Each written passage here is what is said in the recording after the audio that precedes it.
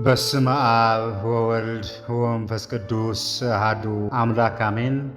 የተወደዳችሁና የተከበራችሁ የእግዚአብሔር ቤተሰቦች፣ የእመቤታችን የቅድስት ድንግል ማርያም የአስራት ያደራ ልጆች፣ የቅዱሳን መላእክት፣ የቅዱሳን ጻድቃን፣ የቅዱሳን ሰማዕታት ወዳጆች፣ በወደደንና ባፈቀረን በልዑል እግዚአብሔር ፍጹም ሰላም እላችኋለሁ።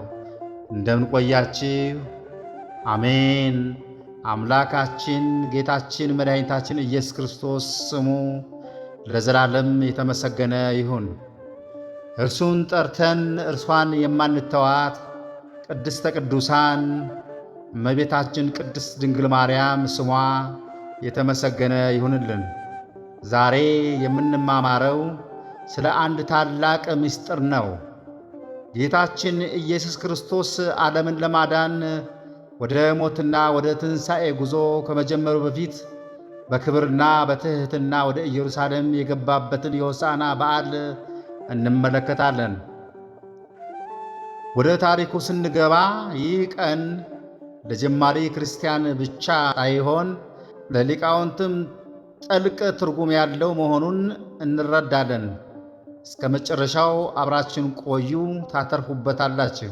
ይህ የሆሳዕና ታሪክ በአራቱ ወንጌላውያን ተጽፎ ይገኛል።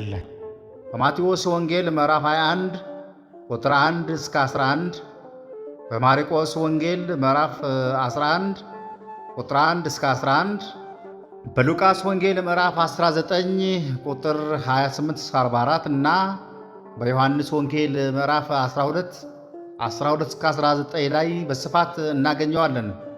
ይህ ታሪክ ከመጻፉ ከብዙ ዘመናት በፊት ነቢዩ ዘካርያስ በመጽሐፍ በምዕራፍ 9 ቁጥር 9 ላይ እንዲህ ብሎ ተንብዮ ነበር። አንቺ የጽዮን ልጅ ሆይ እጅግ ደስ ይበልሽ፣ የኢየሩሳሌም ልጅ ሆይ እልል በይ። እነሆ ንጉሥሽ ጻድቅና መድኃኒት ነው፣ ትሑትም ሆኖ በአህያይቱ ግልገል በውርንጭላይቱ ላይ ተቀምጦ ወደ አንቺ ይመጣል። ጌታችን ይህንን ትንቢት ለመፈጸም በደብረ ዘይት አጠገብ ወዳለችው ቤቴ ፋጌ በደረሰ ጊዜ ደቀ መዛሙርቱን እንዲህ ብሎ አዘዛቸው። በፊታችሁ ወዳለችው መንደር ሂዱ። በዚያን ጊዜም የታሰረች አህያ ውርንጭላም ከእርሷ ጋር ታገኛላችሁ። ፈታችሁ አምጡልኝ። ማንም አንዳች ቢላችሁ ለጌታ ያስፈልጉታል በሉ፣ ወዲያውኑ ይሰዳችኋል ብሏል። ተመልከቱ፣ ጌታ ያስፈልጉታል የሚለው ቃል ታላቅ ምስጢር አለው። ዛሬም ጌታ ያንተን ልብ፣ ያንተን ሕይወት ለእኔ ያስፈልጉኛል ይላል። የታሰረውን ሕይወትን ሊፈታው ይፈልጋል። ስለዚህ በንጽሕና በንስሐ ወደሱ መቅረብ ግድ ይላል ማለት ነው። ጌታችን ለምን በአህያይቱና በውርንጭላይቱ ተቀመጠ? ጌታችን በፈረስ ለምን አልተቀመጠም? ምክንያቱም ፈረስ የጦርነት የጥንካሬና የትዕቢት ምልክት ነው። እርሱ ግን የሰላም ንጉሥ መሆኑን ለማሳየት አህያን መረጠ። ሊቃውንተ ቤተ ክርስቲያን እንደሚነግሩን አህያይቱ የሕግ ባለቤት የነበሩት የአይሁድ ምሳሌ ናት። ውርንጭላይቱ እስካሁን በሕግ ያልተገሩትና ጌታን የማያውቁት አሕዛብ ወይም የእኛ ምሳሌ ነች። ጌታችን መድኃኒታችን በውርንጭላይቱ ላይ መቀመጡ እኛን አሕዛብን በሕገ ወንጌል ሊገራን መምጣቱ ያሳያል። በማቴዎስ ወንጌል ምዕራፍ 21 ቁጥር 7 ላይ እንዲህ ይላል፣ አህያይቱና ውርንጭላይቱን አመጡለት፣ ልብሳቸውንም በእነርሱ ላይ ጫኑ፣ ተቀመጠባቸውም ይላል። ጌታ ወደ ኢየሩሳሌም ሲገባ የነበረው ሁኔታ እጅግ የሚያስደንቅ ነበረ። ሕዝቡ ሁሉ ሆሳዕና እያለ ይጮህ ነበረ። በማቴዎስ ወንጌል ምዕራፍ 21 ቁጥር 8 እስከ 9 እንዲህ ይላል፣ ብዙ ሕዝብም ልብሳቸውን በመንገድ ላይ አነጠፉ። ሌሎችም ከዛፍ ቅርንጫፍ እየቆረጡ በመንገዱ ላይ ያነጥፉ ነበረ። የሚቀድሙትም ሕዝብ የሚከተሉትም ሆሳዕና ለዳዊት ልጅ በጌታ ስም የሚመጣ የተባረከ ነው፣ ሆሳዕና በአርያም እያሉ ይጮኹ ነበረ። ሆሳዕና ማለት እባክህ አሁን አድን ማለት ነው። በአርያም ማለት ደግሞ በሰማይ ማለት ነው። በዚህ ጊዜ ግን የሃይማኖት መሪዎች ፈሪሳውያን ቀንተው ነበረ። ጌታንም እንዲህ አሉት። ከሕዝብም መካከል የነበሩ አንዳንድ ፈሪሳውያን መምህር ሆይ ደቀ መዛሙርትህን ገሥጻቸው አሉት።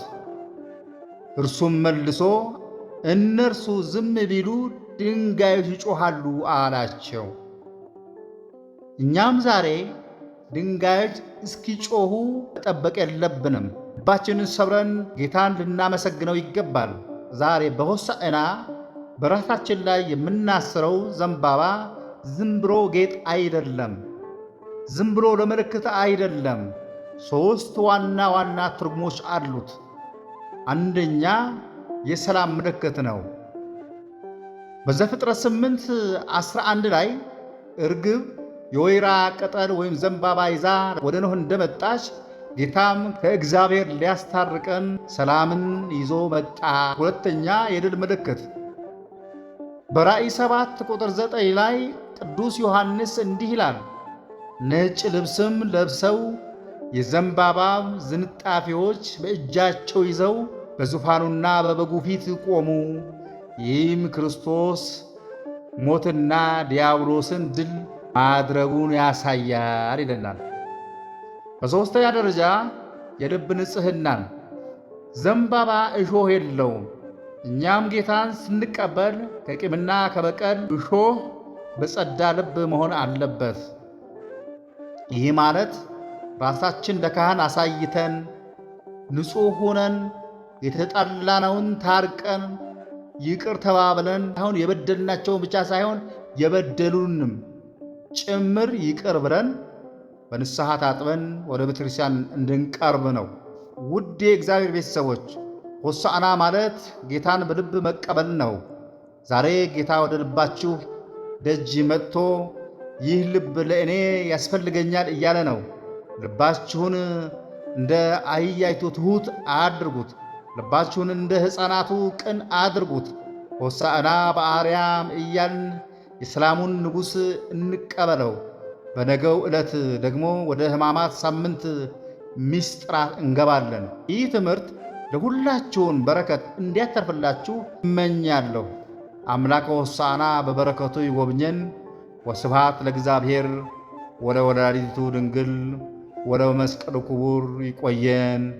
አሜን።